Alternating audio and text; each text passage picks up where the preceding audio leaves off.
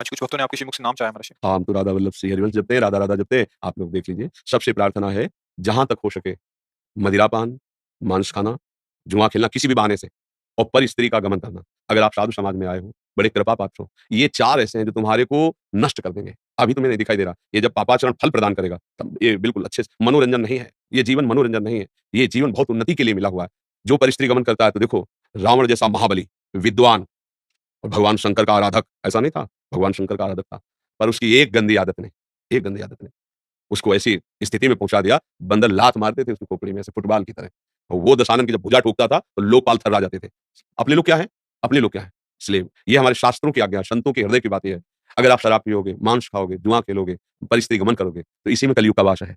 चोरी करोगे, इसी में कलयुग, वो तुम्हारी बुद्धि को भ्रष्ट कर देगा और ये महापाप के अंतर्गत आता है। ये अपराध जो दय हमारा भागवतिक कानून है, उसमें महापाप इसे कहा जाता है। फिर ये बहुत और आजकल लोग इसी को ही मनोरंजन समझते हैं। आप देख लीजिए, इसी को ही समझते हैं कि चलो मौज ली जाए, मस्ती ली जाए। इस पापाचरण को हमें लगता है आप सब कृपा करो अपने ऊपर। तुम्हें किसी के आशीर्वाद की जरूरत नहीं, तुम्हें अपने आशीर्वाद की जरूरत है। तुम अपने को आशीर्वाद दो, अपनी कृपा करो कि तुम शराब मत पियो, तुम स्वेच्छा से मांस मत खाओ, परिस्त्री गमन मत करो, अपने वीर की रक्षा करो। बहुत बड़ी धरोहर है, जीवन जीने के लिए उसकी बहुत बड़ी आवश्यकता है। जिसे तुम खिलवाड़ समझ करके ऐसे व्यर्थ कर देते हो, वो तुम्हारा जीवन है, तुम्हारी समझ में नहीं आ रहा। स्मृति शक्ति बढ़ जाना, शरीर में हर समय स्फूर्ति रहना, हर संकल्प का दृढ़, ये वीर से होता है।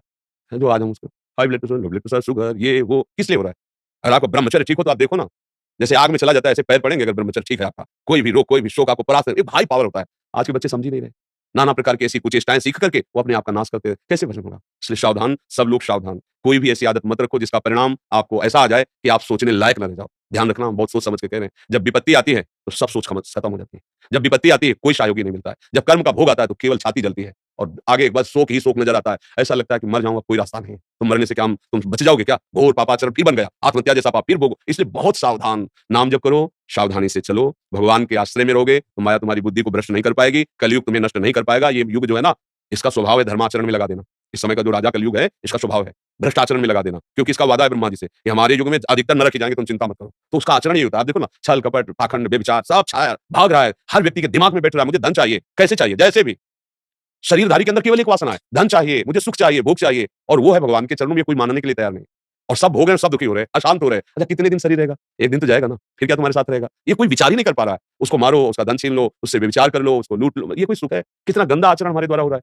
हम समाज के लिए कितना भारी बोझ बन रहे हैं। नए-नए बच्चे ऐसे कुमार्गगामी होते जा रहे हैं, जिस समय उनको अपनी नींव बनानी है उन्नति के लिए, वो पतन की नींव बनाते चले जा रहे हैं। आपस में एक-दूसरे को समझाओ। मित्र वही है जो कुमार्ग से हटा करके अपने मित्रों को सन्मार्ग में चलाए। नाम जप करो और सब सुखी रहो, सब आनंदित रहो। ये मनुष्य जीवन मिला है, कोई पशु जीवन नहीं मिला है, आनंदित होने के मिला है। भगवान ने हमको ये जीवन ऐसा दिया जिसके लिए देवता भी लग जाते हैं, पर हम तो राक्षसों से भी बुरा काम कर बैठते हैं। आप देखो समाचार देखो, संसार की देखो बातें, कैसे-कैसी बुद्धि भ्रष्ट हो जाती है। अपने पूज्य माता-पिता की हत्या कर देते हैं, अपने द्वारा पालित जनों को नुकसान ये क्या बुद्धि हो रही है? इसलिए सब अब हम जब नाम जप करते हैं तो पावर बढ़ता है नाम जप से, और ये दुष्ट स्वभाव वाला मन उस पावर को लेकर के फिर गंदगी में उतरना चाहता है। अब आप रोकने की चेष्टा करें, ये आपको जलाएगा, ये आपको विवश करेगा। बस उतनी जलन सह गए तो मटकी रस रखने लायक हो जाएगी।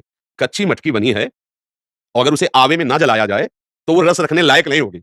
पक्की समझो, अगर काम क्रोध आदि के द्वारा दी हुई जलन को सह गए तो तुम भगवद रस पाने के अधिकारी हो जाओगे। यम ही न व्यथन्ते ते पुरुषम पुरुषर्षभ सम दुःख सुखाधीरम स्वमृतत्वाय कल्पते। जो इन कामादि के द्वारा प्रकट की हुई जलन से व्याकुल होकर उस क्रिया में नहीं उतर जाता, उसे सह जाता है, वो परम पद का अधिकारी हो जाता है, भगवान की प्राप्ति का अधिकारी। ऐसा तो नहीं कि बचपन से सन्यासी हो कि मन को समझाए कि भैया पता नहीं कैसा स्वाद, वो कहता नहीं हमें चाहिए तो बड़ा युद्ध करना पड़ेगा। आपने तो भोग भी लिया है, बस उसको दिखाना कि इस भ्रम से हट जाइए। तुमने जो कुछ कहा मन में अभी तक किया, आप तुम्हें वही करना है जो मेरे गुरुदेव कहते हैं, जो मेरे शास्त्र कहते हैं, जो गुरुवाणी कहती है। अब तेरी एक बात नहीं मानेंगे, दोस्त भी इसको बनाओ और डंडा भी इसको लगाओ, दोनों बात है, क्योंकि इसके बिना काम बनेगा नहीं। एक बात और है, ये ना लगे तो फिर हम बेचैन हो जाएंगे, तो दोस्त भी बनाना है। अब कह रहा है कि हमें आज ये पाना है, अगर उचित है, धर्मयुक्त है तो व्यवस्था करो, उसको पाओ, दोस्ती भी करना उससे। आप कह रहा है कि हमको ये पाना है, अनुचित है, तो बिल्कुल नहीं, तो चाहे जितना जला ले, राधा राधा राधा राधा राधा, वो शांत हो जाएगा। धीरे धीरे वो आपके वश में होने लगे। जैसे जंगली घोड़े को वश में करने के लिए चाबुक की जरूरत है और दुलार करने की भी जरूरत है। अगर दुलारी करते रहोगे तो फिर उन्हें बस में नहीं आएगा, अगर चाबुक ही मारते हैं तो बस में नहीं आएगा। तो दोनों चीजें करनी है। फिर एक दिन वो एड़ के अनुसार चलने लगता है, चाबुक मारना पड़ता है ना, एड़ जरा से सारा समझ गया। ऐसे ही बिल्कुल जंगली घोड़ा समझो मन, जहां मन आता है कूद जाता है। देख ले रे, जहां मन आता है कूद जाता है इसका। अब इसको फुसला के और संयम में देखना, इंद्रियों के ना घोड़े भगे, रात दिन इनमें संयम के कोड़े लगे। वो इतना जलाता है मन को कि हमको उसके पक्ष में हो ही जाना पड़ता है। पर अगर यही बात रोक ली तो आप जीत गए। वो अपने पक्ष में न कर पाए, तुमको अपने पक्ष में करना है। वो बहुत बार तुम्हें गिराएगा, जैसे नए घोड़े पे चढ़ तो गिराएगा नहीं, तो समझो, समझो उसके गिराने की चाल को समझो, कैसे गिरा दिया, मैं कहां चूक कर गया। और अपने गिरने से दुखी मत हो, तुरंत फिर खड़े हो, फिर उसको बस में करो। अगर 2-4 बार गिरे आप निराश हो गए कि अब तो हमसे नहीं होना, ऐसा नहीं। इसमें ऐसा योद्धा चाहिए कि जब तक शरीर में प्राण तब तक गिरता रहा तो भी मैं तेरे को वश में करने की चेष्टा करूंगा, और अगला जन्म मिलेगा तब तेरे ऊपर चढ़ बैठूंगा, तू गिरा। इसमें ऐसा चाहिए, अब तू गिरा, मैं अविनाशी का बच्चा हूं, अविनाशी का परमेश्वर का बच्चा हो तो गिरा कितना गिराएगा, अभी अभी बस में हो। अब हम लोग इतने डर गए, अब हमारा मन नहीं लगता, अब नहीं लगता तो उसके अनुसार चलो, नहीं नहीं लगता तो 5 मिनट इंतजार करो, राधा राधा बोलो, देखो आएगा तुम्हारे पास आएगा, तुम्हारे बिना वो कुछ नहीं कर सकता। पर हम लोग इतने डर गए हैं कि ऐसा क्यों किया, मन जबरदस्ती करवा लिया। नहीं, जबरदस्ती से थोड़ा ऊपर उठो, यही तो अध्यात्म से बल मिलता है। और घबराओ नहीं, ये मलिनता बढ़ नहीं रही, ये मलिनता नष्ट हो रही, थोड़ा धैर्य रखो, नहीं इसको सहो, तास्ति तितिक्षस्व भारत, भगवान आदेश करते हैं, इसको सहो। पर सहता कोई बिरला ही है जो भगवान का आश्रय लिए, नहीं तो प्रायः मिटिया मेट किए हुए मन सबको जो चाहता है वो करवा लेता है। जी।